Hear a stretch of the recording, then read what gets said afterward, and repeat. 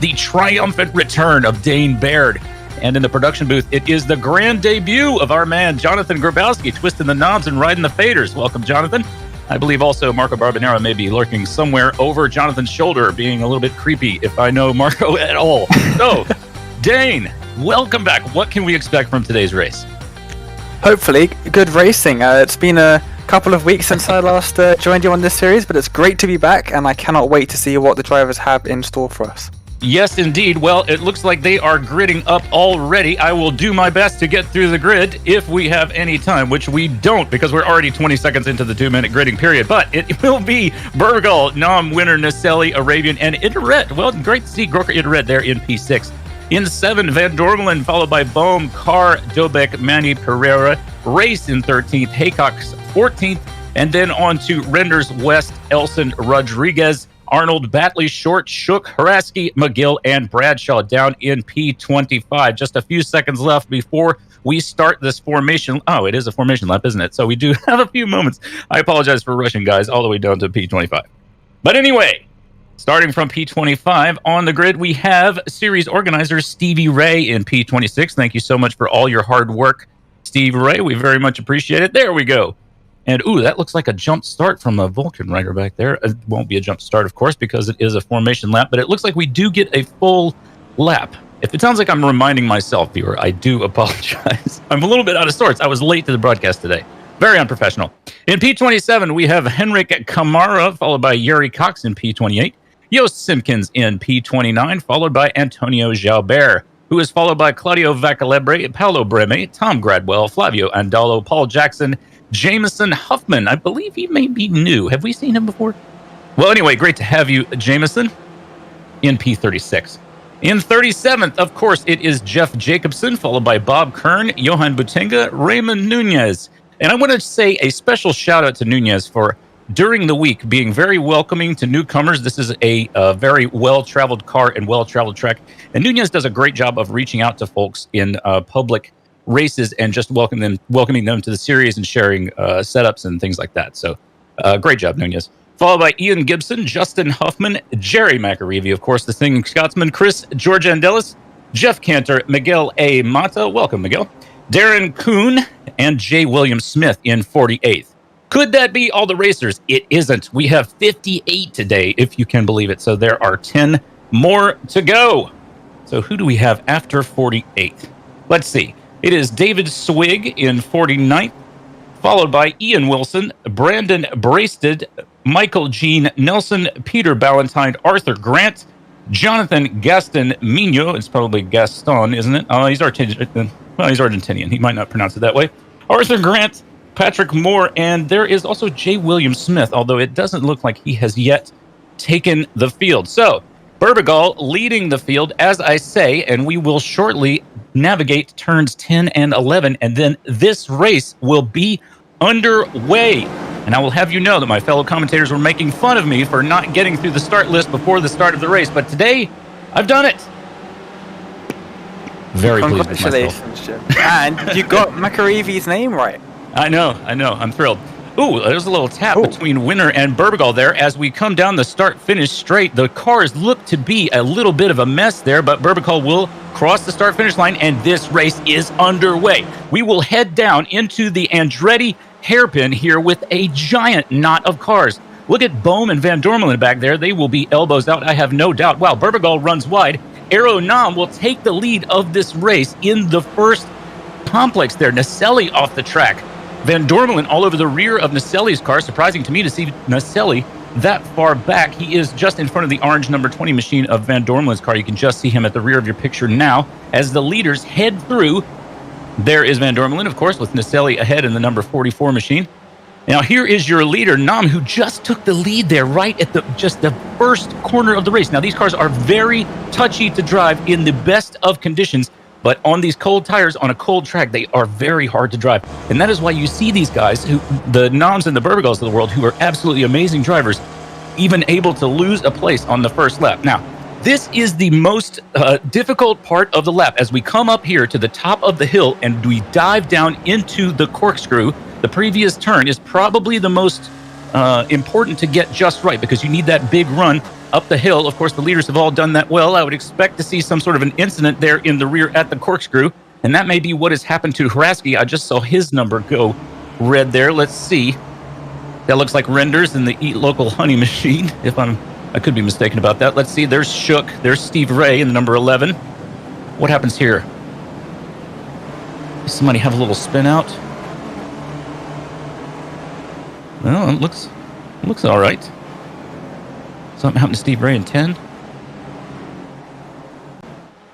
Hard to say. Well, here are your leaders. That's Nam, Burbagal, and Winner with a little bit of a gap back to Itaret. It has been a while since we've seen Gorka on track here, but great to see him back in the race, and not a surprise at all to see a group back to Arabian and Bohm looking at the rear of Arabian's car. But we usually do get a group of leaders in this series, and these names are all the ones that you would expect to see in the group of leaders, such as they are. So, wow, what a beginning to the race. As I said, Dane, I'm so glad to have you back, and now I'd like to hear your voice.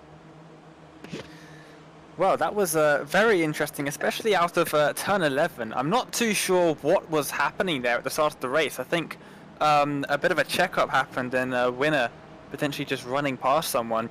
A bit of contact there as well. Some cars already had damage before the green flag even dropped. So yeah, really weird things happening at the start of the race. And of course, Burbagal locking up into turn 1 for the first time, and then ceding the lead of the race to Nom.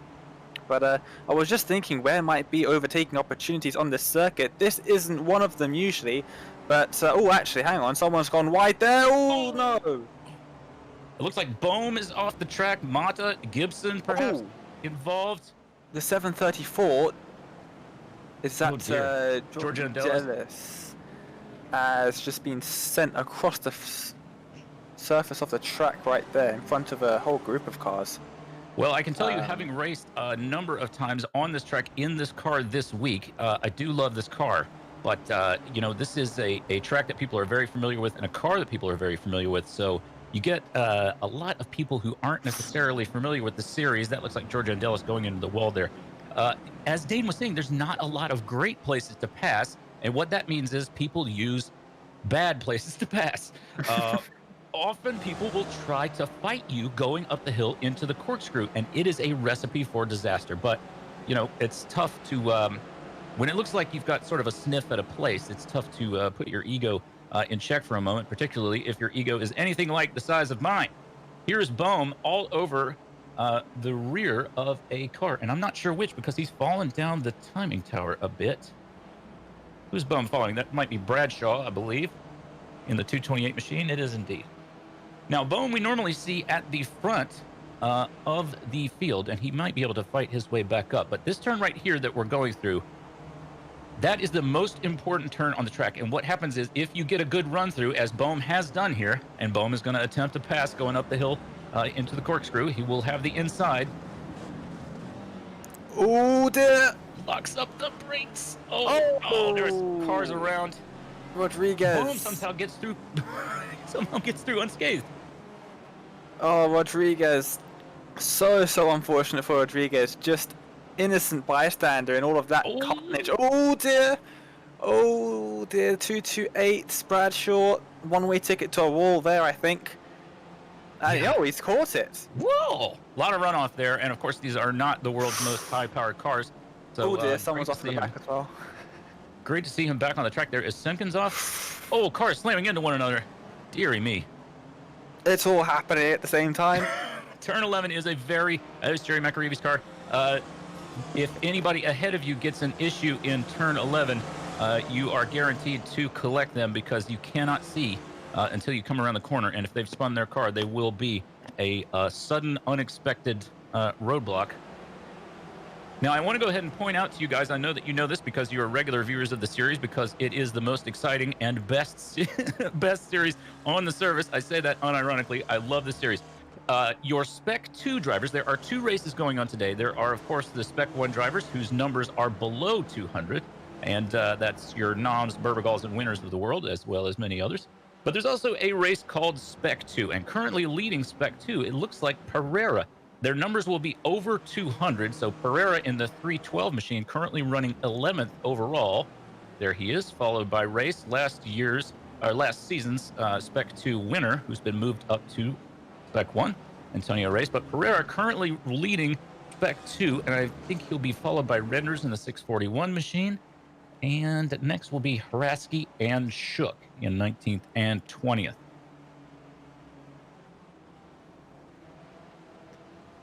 Do I risk saying that I think the race has calmed down slightly? It's taken 6 or 7 minutes now, but as we come to start, what is this, lap 5, I think the race is just starting to relax. The drivers are getting their heads down now, and we should start seeing some good racing. But as I was trying to say earlier, before everything kicked off all at once, is these drivers, they seem to try and overtake everywhere. So I was trying to think of a place where they could overtake. Normally I don't think there would be anywhere to overtake, but in this series they seem to overtake at every single corner at some point during the race. So I'm very interested to see how they're going to manage that through some of these corners here at Laguna Seca. So it should be interesting. McGill's off track for a moment, but I think he's just about held onto it. As we can see now, Elson, is he going to go down the inside of Renders? Yes, he is, and he makes that move very nicely indeed. He moves himself up into 14th.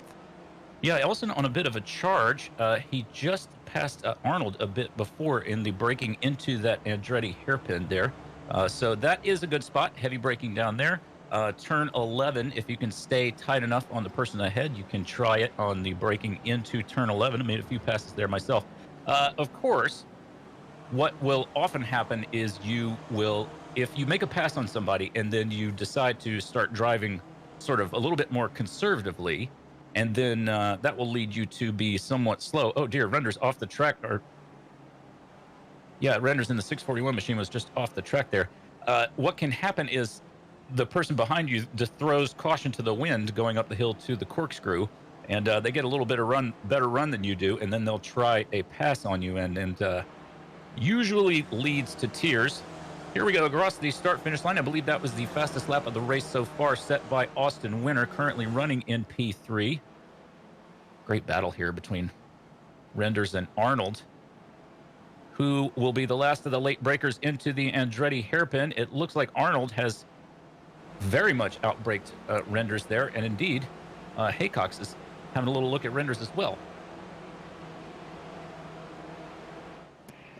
Yeah, Haycox always seems to be involved in some action. Love to see it. And Arnold's is up into 15th now. He's got Elson ahead of him to try and chase down. Shook is now off circuit, a few seconds behind. Oh no.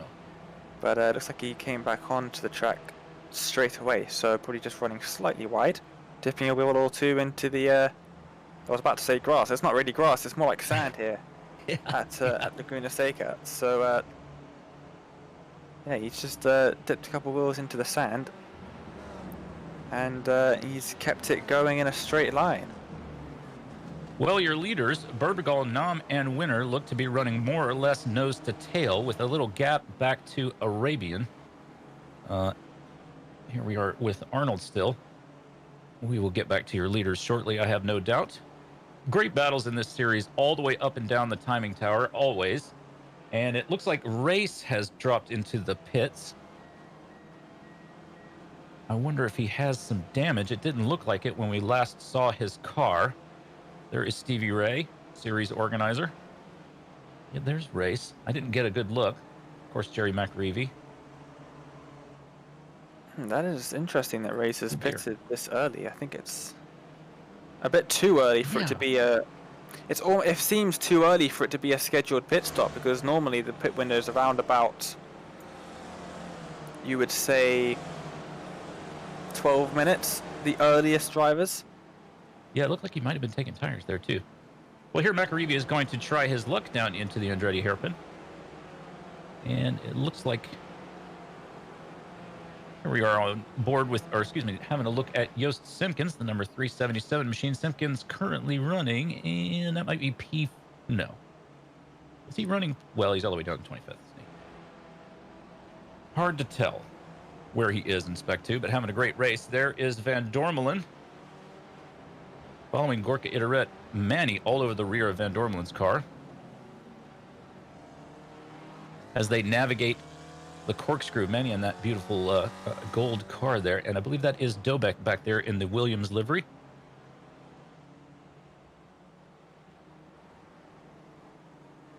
Now, as I was saying, guys, I just want to again say thanks so much to this group for being so welcoming. I think that is one of the reasons that you see such a big field. These guys really support one another, and I think that is the reason why they have these big fields, and also very fast drivers who all are running, pretty respectfully together. So your Burbigal, Nam, Winner, Nastelli, Arabian, all the way down the timing tower. These guys run every week, and they are unbelievably fast.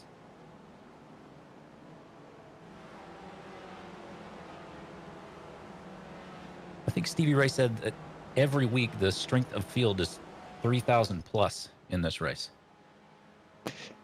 Yeah, it's normally pretty high, considering that there are quite a few drivers fairly low comparatively in iRating. There are, if I look at the iRatings of the drivers in the field, there's quite a few of them below 2,000 iRating, so it shows that there's a lot of drivers above 3,000, or quite considerably above 3,000 iRating. We've got pretty high strength of field. Yeah, Nam at 7,000 plus. And there he is, Nam, with Winner all over the rear of his car. I believe, it wouldn't surprise me at all when they go over the start-finish line here once more if we see a bunch of purple numbers as all of these guys set the fastest lap of the race and then quickly cancel one another out. There's Nastelli and Arabian running in the rear, doing everything they can to catch up to this group. Another great thing about this series, of course, is all of these guys have what it takes to win the race. And that means the farther the race goes on, first of all, we'll get a lot of excitement when the pit stops start to happen, when people come down for their pit stop, which should be, as Dane was saying, I would think that you're right, Dane. I think that the window is probably now open at 13 minutes.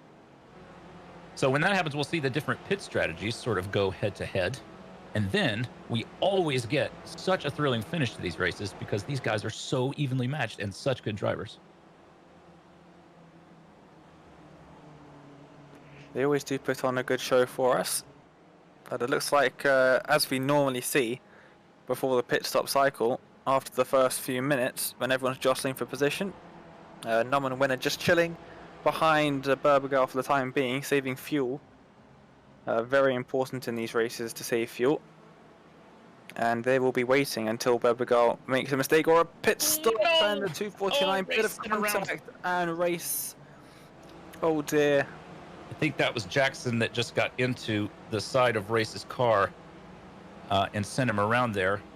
Andretti hairpin. I know that was just a racing incident, certainly not planned. Annoying for Race, of course, having just gone into the pit stop. So he won't. His car doesn't look too terribly damaged, though, but he won't be able to dip back in.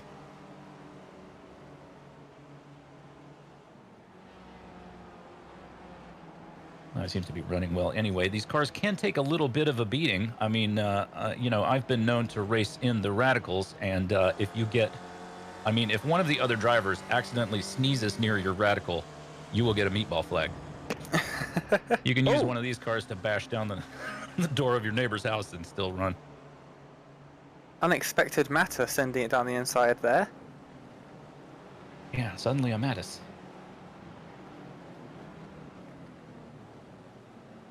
The corkscrew now for the 10th time for these drivers. A very wide line there for, who is that? Was that McGill, I think, perhaps behind Wozencroft? I'm not sure that we have seen Wozencroft in this series before, but welcome. Glad to have you with us. Good looking car there. Is that it? Those are some Argentinian colors, but I'm not sure that's an Argentinian flag, is it? Wozencroft is a U.S. driver. Here is your leader, Burbigal, who has taken it over from Nam at some point, and they are now very much stuck into the rest of the drivers in the field. It looks like they've, in the process of passing some back markers. They have gotten a little bit of a gap on Winner, but I'm sure that will close up any moment now. Your leader's just navigating Rainy Curve here.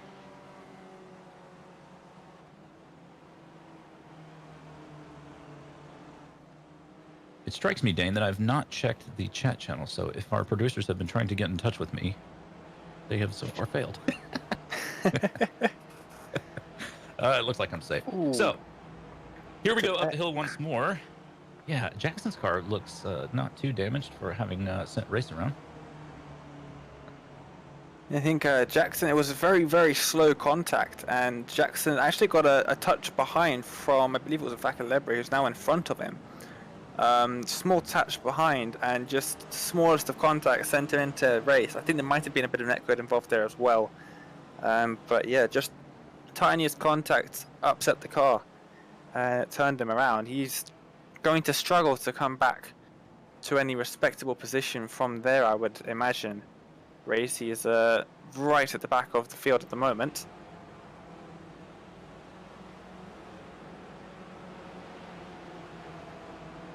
You know, yeah. Well, I'll just go ahead and say it. Again, I love this series. And let me say thank you so much to RaceVoice for sponsoring this series.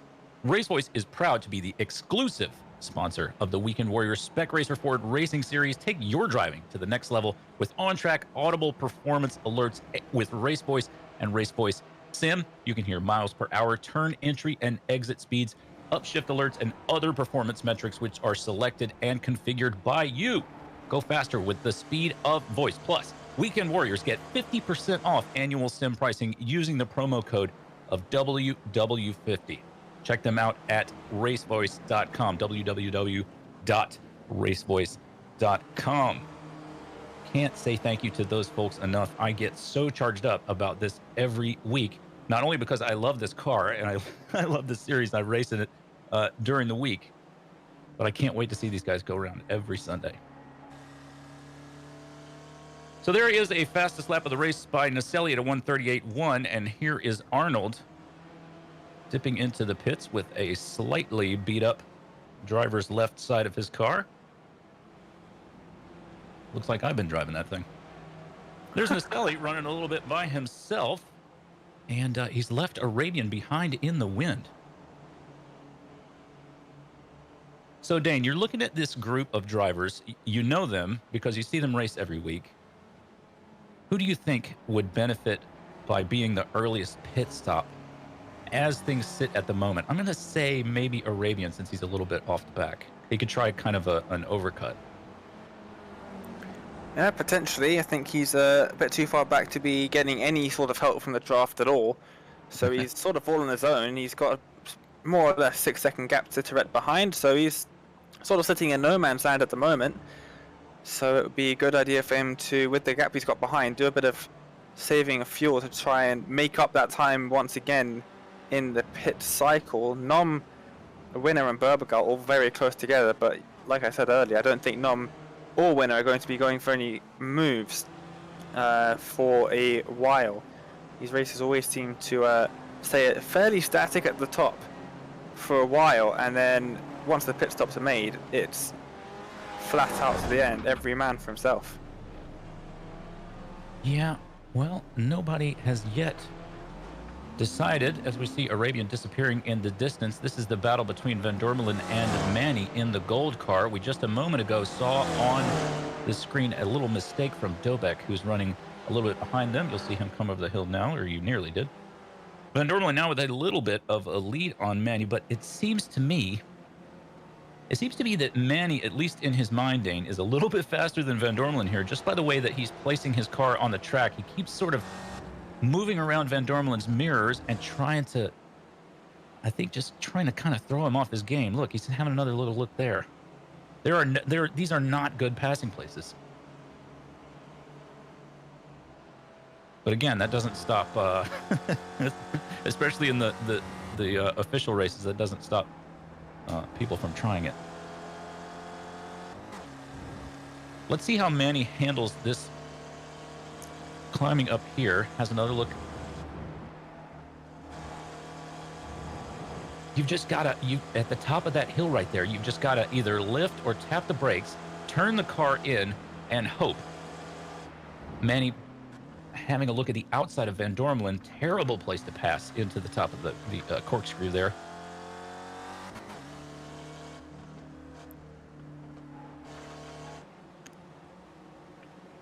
I believe, just looking at these cars, if Manny was able to get around Van Dormelen, that he might be able to pull away. I think he's got a little bit more pace, but he does appear, as much as he's moving all over the track, he appears to not be favoring any sort of hero lunges. Maybe he feels the two of them are faster together than they would be apart.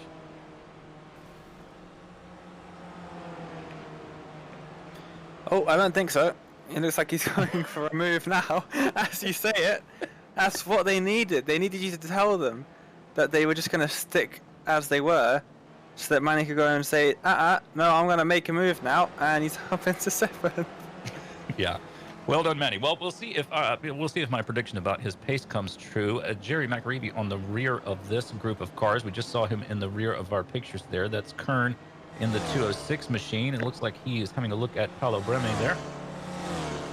Let's quickly have a look. Oh, there's a lot of action here. I don't want to cut away from these guys, but I do want to make sure to catch up with the Spec 2 results as they are. That's car. Oh, dear. Now, if you recall the Monza Junior race, Carr had qualified very well and was running at the front of that race, but doesn't appear to have been able to duplicate that today. He is running in 22nd and has lost 13 places. Oh, dear. So he started very much closer to the front of the field, but is now running sort of more down in the middle. Now, as I said, let's check in with Spec 2. So, still leading Spec 2, Pereira running in P10. P10 in the 312 machine. Well done to you, Pereira. And followed by Pereira, it is the usual suspects, Renders, Haraski, and Shook, running 13th, 14th, and 15th. There is Bohm, a man who really likes to drive the car, Dane. He doesn't like to let a corner go by with any smooth inputs. He's got to really show that car who's boss. Absolutely, he is always on the limits. Here's the driver with the 122. I remember this shot right here, this the gyro stabilized shot, looking down at his wheel as he was going through Parabolica when we were racing Monza Junior, and he's just rowing the wheel left and right like it owed him money. Much smoother. Of course, as I say that, he's become Captain Smooth. Of course he has. Very fast driver is Bohm. A little bit surprising to see him down in 11th, but I think he did have an issue early in the race and is now sort of clawing his way back up the field. Unfortunately for Bohm, even though he's got the same kind of pace on most of these tracks that your Burbergals, Noms, and Winners of the world do, if you have a little bit of an issue early in one of these races, you will not see the leaders again. These guys do not make mistakes. Nor do I, as I keep telling my wife. Just a personal choice I made for myself, Dane. So mistakes are not my thing. And if you heard that I crashed our commentator team out of the Bathurst 12-hour on Saturday, well, that's just not true. And I would ask you to stop spreading those rumors. Absolutely not. You would never do something like that. I know you too well. We were in the same split as Shook, but I think Shook's team did a little bit better than ours did, if only by way of being able to keep their car on the track. Well, let's hope the leaders can keep their cars on the track and we can have a nice battle by the end of this race. 25 minutes gone already. Still no pit stops. What has happened to the driver just behind? Naselli. It wasn't Arabian. It was... Who was that? Coming out of the... Maybe coming out of the pits? Very slow car between turns 2 and 3 there. Well, it looks like Yuri Cox and Heinrich Kamara have both dipped into the pits. Who will blink first of these leaders? It looks like Burbergal and Nom both have similar damage. Their deck lid's looking a little bit wonky there. Might have had a little taparoo, maybe between one another. Winner, however, looks like he just had a shower and got dressed for dinner.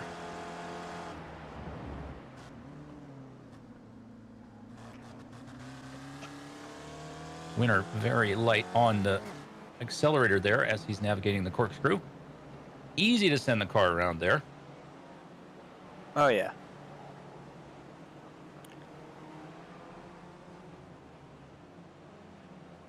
Oh, Winner into the pits. Wow. Now, we know from previous interviews of Winner when he won, I believe it was Lime Rock, we were asking him about his pit strategy, and he was pretty nonchalant about it, wasn't he? He was like, well, I just kind of, if I feel like pitting, I pit, and if I don't, I don't. Yeah, I don't think he has any sort of strategy before the race. What has happened to Carr? I have a feeling Carr has had a bit of rallycross excursions. He was off the circuit for quite some time. Oh, dear. Down in 18th. I think he was. We're going to get a replay. What happened to Mick Carr? Ooh, this is a place that we've seen a car go off once or twice, Jim. Yep. Oh, yes. Oh, yeah. Getting just, you know, he just wanted to see a little bit more of the hills around Monterey.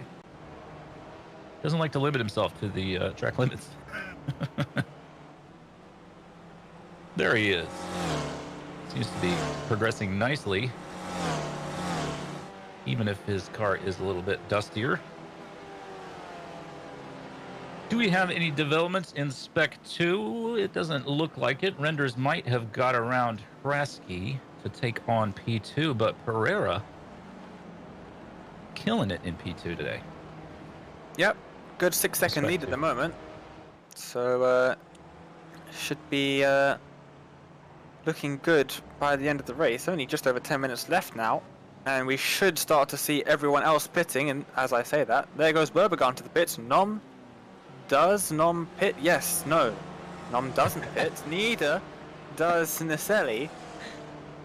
But Berbagal and Gorka have both pitted to join Winner. Where is Winner? Where are they going to come out? Compared to Berbagal and Iterette and Winner, where are they all going to come out?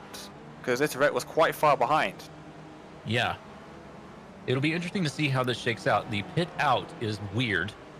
If you take tires and you're on cold tires, the out has a hairpin in it. The pit out has a hairpin in it. There is a Winner on the track. So, who's at pit exit? Berbagal. Here he comes. Let's see if Berbagal and who's that in the rear? I thought that was Naselli, but it's not. So here's Berbagal. It looks like he's going to get out ahead of Winner.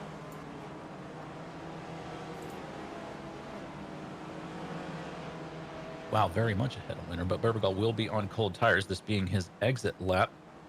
One of the fastest driver in the series, of course, but will still have to be a little bit touchy with those inputs on those cold tires. You can see his deck lid is now straight.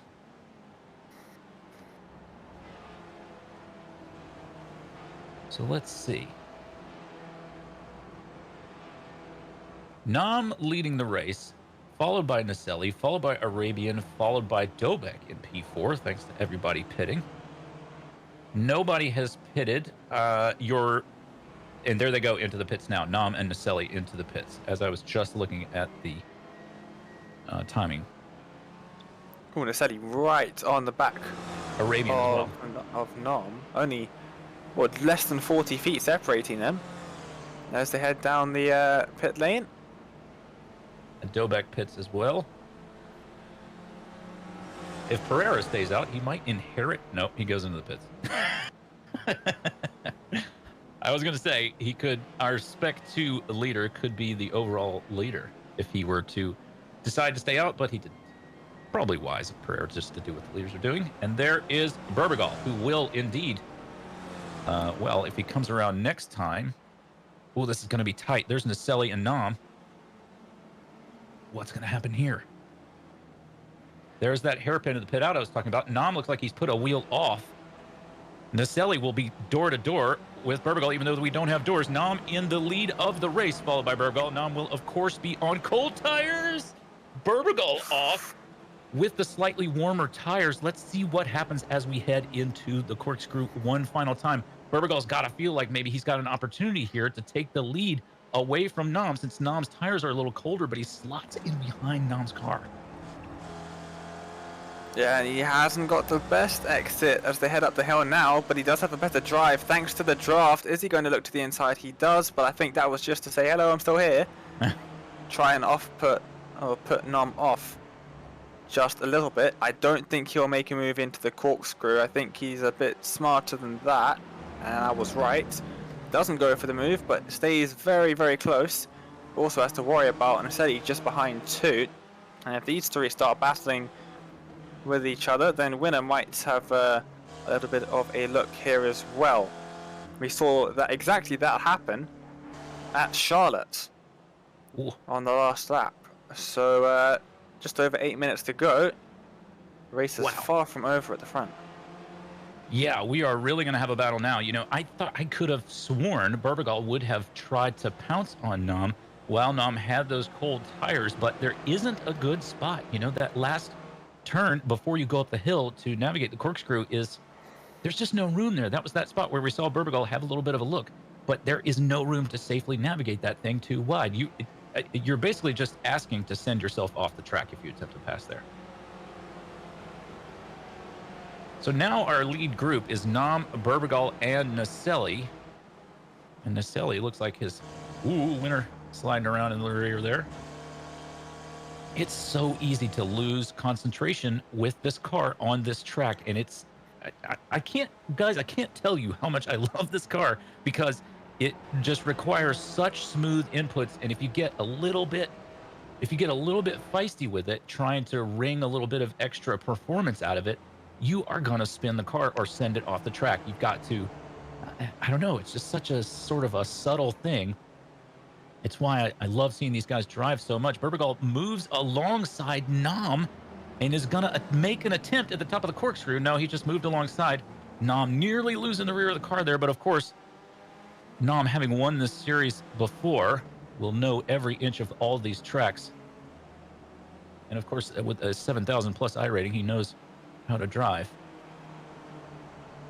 Just a little bit.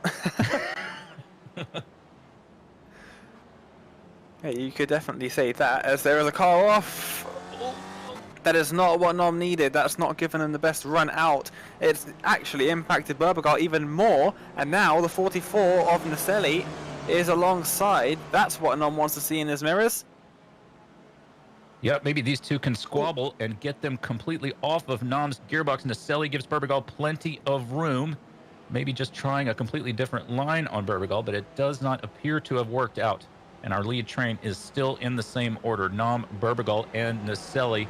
We just saw a Winner in the rear of the picture there, navigating some lapped cars. Winner, I'm sure, would love to be able to catch up to these guys, but not much of, not exactly a drafting track is Laguna Seca. Nam staying visible Berbagal staying visible in Nam's mirrors once again. Oh, a near incident there.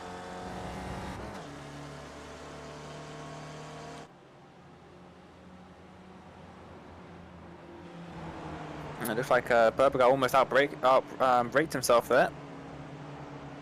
But he just about managed to collect it all up. Less than 0.2 of a second between them as they head up the hill now. And now straight back down through the corkscrew.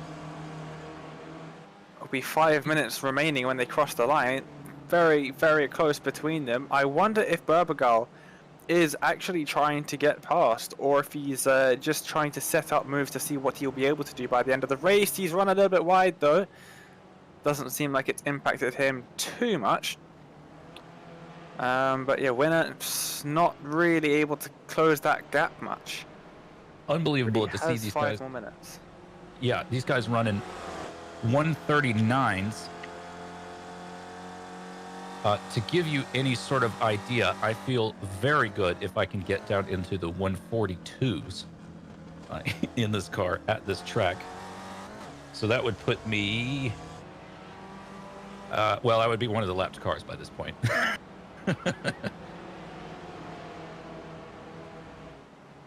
If you can hear a little bit of jealousy in my voice, Dane, it's that I'm torn by my love of commentating on this race and my deep desire to run in this series, even though I know that my performance would be lackluster. Ooh, pushing Nom around the corner is Berbagal at the moment. Oh, Nom has to get out of the way, and they are now almost side by side, but Nom just cuts across Berbagal as they head into the...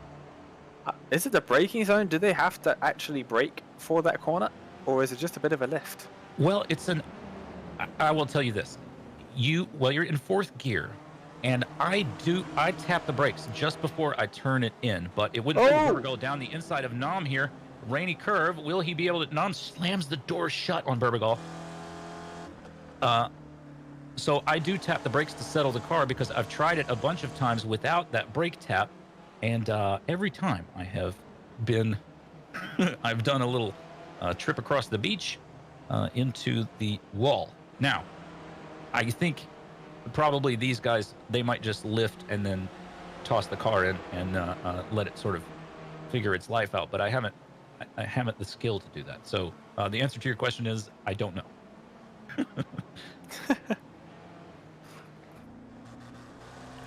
Oh yeah, Burbergal sensing an opportunity there. Nom, I think, had a bit of a wide exit out of the corkscrew, and that allowed Burbergal just to send the nose in, and Nom was having none of it, slamming the door shut. But look at this, Burbergal really pushing Nom around some of these corners. Wow. So he got a little bit of a better run, but he will now have the outside, and it just doesn't work. Gosh. Burbergal swinging over. Surely he's not going to make an attempt here. And he sends Nom around because he did make an attempt there. Naselli gets through because of those two guys squabbling and running into one another. Winner scampers past as well. I gotta say, Dave, might have a look there as well. Arabian's going to get past Nom and probably Burbergal as well because of the damage to those two cars. I think now Winner, that's actually slowed down Naselli a lot. Winner, right on the back, they'll have... Oh, it's going to be close. Will they have 1 or 2 laps to go? I think it's...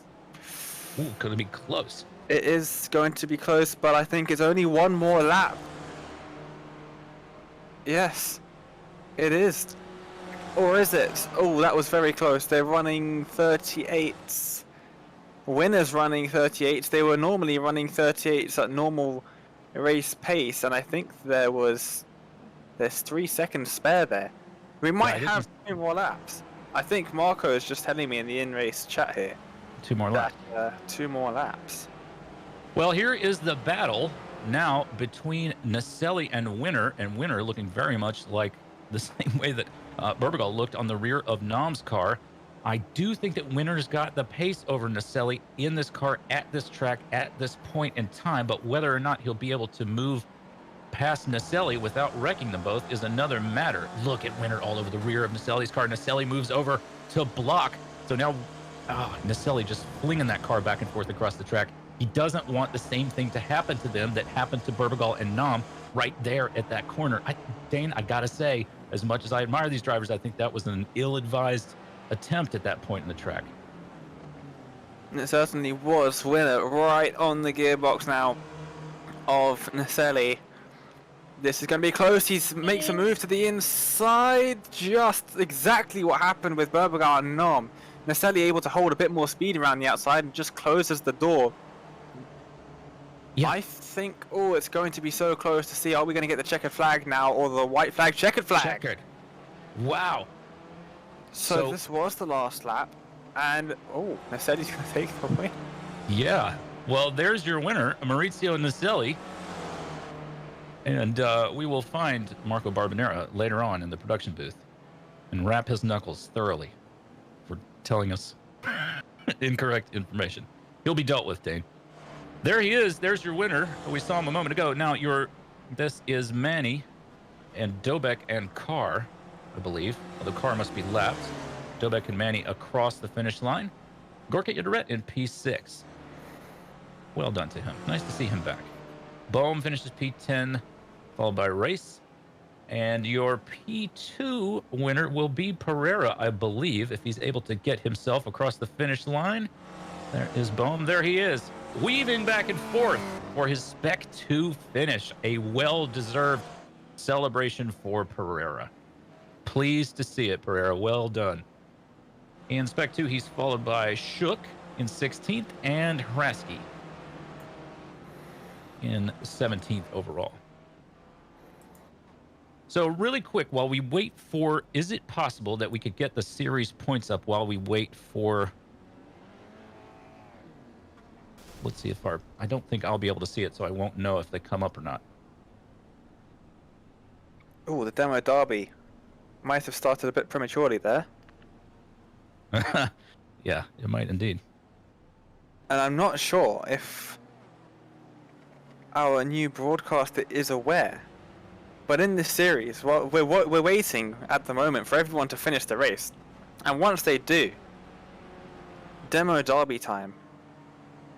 Yeah, at some tracks, of course, it begins, you know, a little bit before the end of the race. I think There it is Trasky. just started. There it is. And there it goes. So we should have today's results to look at here shortly. Jonathan, if we could have a look at those, they'll be on screen in mere moments as you see cars begin to pirouette like a Moscow ballerina. There are your results. Maurizio Naselli takes a win for Alex Kart Racing Raptor team. Well done to you, Naselli. He's followed by Austin Winter, who was not quite able to get around Naselli there on that last lap. Possibly didn't realize it was the last lap. We certainly didn't. They are followed by Rafael Berbigal and Forens Arabian, whom we saw battling most of the race, and then had a little bit of an incident there just before the corkscrew, followed by Gorka Idaret.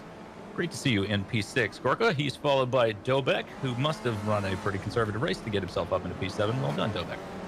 And following Dobek, of course, Jorg Manny, Tim Van Dormelen, David Bohm, and Antonio Race in P11, followed, of course, by your Spec 2 winner, Jean Pereira. Well done to you, Pereira. Great race. Great drive out there, buddy. Pereira is followed by Josh Arnold in P13, Bobby West, Stevie Ray, and your Spec 2 P2 and P3, Nico Shook and Miro Hraski. And they're, of course, followed by Jim McGill. Cars backflipping there in the background. So let's see. Whom do we have after McGill?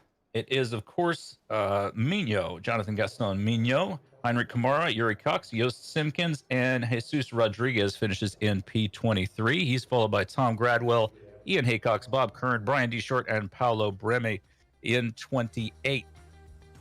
And I think we should have some drivers here in a moment ready for some interviews. In 29th, it's Claudio Vacalebre, followed by Jeff Jacobson, Jameson Huffman, Johan Butenga, Jay William Smith, David Swig, Mick Carr, Paul Jackson, Andrew Wozencroft, and Miguel A. Mata. Well done to you, Mata, in P38. Followed by Michael Nelson, Raymond Nunez, Darren Kuhn, Patrick Moore, Ian Wilson, Ian Gibson, Arthur Grant, Thomas Renders. Surprising to see him all the way down there. He must have had quite an issue, as must have Jerry McAreevy and Flavio Andalo in 48. So we have 10 more drivers, I believe. These guys might not have finished the entire race. Stephen Mitchell was 6 laps down, followed by Justin Huffman, Antonio Jalbert, Peter Ballantyne, Stephen Elson, Ken Batley, Chris Georgiandellis, Adam Bradshaw, Brandon Brasted, and last but far from least, number one in our hearts, Jeff Cantor, 24 laps down. So it looks like we've got a gentleman waiting to speak to us, and since he's the only one waiting for an interview, we might as well pull it in, Dane. What do you think? Absolutely. Well, here he is, Austin Winter. Thank you so much for stopping by to have a chat with us, Austin. You finished in P2 today, and you must be a little bit surprised by that finish. Yeah, I guess you're implying that I had a terrible pit stop where I took my Well, I don't know about that, but I was certainly implying that you inherited a few places due to an incident late in the race. Oh, yeah. So I was getting around to that. So because of that issue, the strategic issue where I took a long pit stop, I let the carnage happen in front of me with plenty of time to react.